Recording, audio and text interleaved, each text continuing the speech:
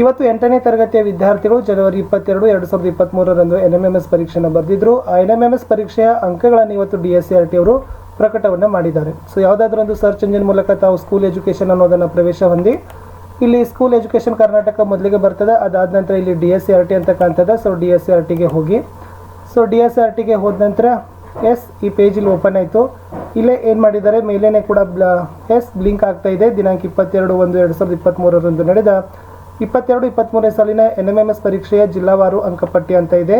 So ಅದನ್ನು ತಾವೇನು ಮಾಡಬೇಕು, ಕ್ಲಿಕ್ಕನ್ನು ಹೊಂದಿದ ತಕ್ಷಣ ಇಲ್ಲಿ NTSC NMMS ಅಂಕಪಟ್ಟಿ ಫಲಿತಾಂಶ ಇದೆ. ಇಲ್ಲಿ ಕ್ಲಿಕ್ ಮಾಡಿದ ನಂತರ ಆಯಾ ವಿಭಾಗವಾರು, ಬೆಂಗಳೂರು ವಿಭಾಗ, ಬೆಳಗಾವಿ ವಿಭಾಗ, ಕಲಬುರಗಿ ವಿಭಾಗ, ಮೈಸೂರು ವಿಭಾಗ, ಆ ವಿಭಾಗಗಳಲ್ಲಿ ಯಾವೆಲ್ಲ ಜಿಲ್ಲೆಗಳು ಬರ್ತಾವಲ್ಲ ಅನ್ನೋದನ್ನು ಅವ್ರು ಕೆಳಗಡೆ ಹಾಕಿದ್ದಾರೆ. ಆ ಜಿಲ್ಲೆಯ ನೀವು ಯಾವ ಜಿಲ್ಲೆಗೆ ಸಂಬಂಧಪಡ್ತೀರಲ್ಲ, ಸೊ ಆ ಜಿಲ್ಲೆಗೆ ಸಂಬಂಧಪಟ್ಟಿರ್ತಕ್ಕಂಥ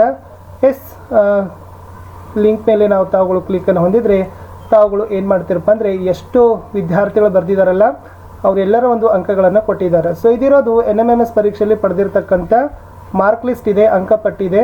ಸೊ ಇನ್ನೊಂದು ಸ್ಕಾಲರ್ಶಿಪ್ಗೆ ಲಿಸ್ಟ್ಗೆ ಯಾರು ಎಲಿಜಿಬಲ್ ಆಗಿದ್ದಾರಲ್ಲ ಅನ್ನೋದನ್ನು ಅವ್ರು ಏನು ಮಾಡ್ತಾರೆ, DSCRT ಅವರು ನಂತರದಲ್ಲಿ ಪ್ರಕಟಣೆ ಪಡಿಸ್ತಾರೆ.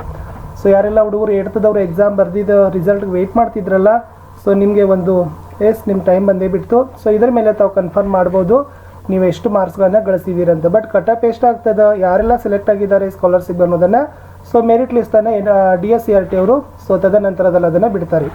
ಇಷ್ಟು ಈ ಮಾಹಿತಿಯನ್ನು ಈ ವಿಡಿಯೋದಲ್ಲಿ ತಂದಿದೆ. ವಿಡಿಯೋನ ಲೈಕ್, ಶೇರ್ ಹಾಗೂ ಸಬ್ಸ್ಕ್ರೈಬ್ ಮಾಡಲು ಮರೆಯದಿರಿ. ಬಾಯ್.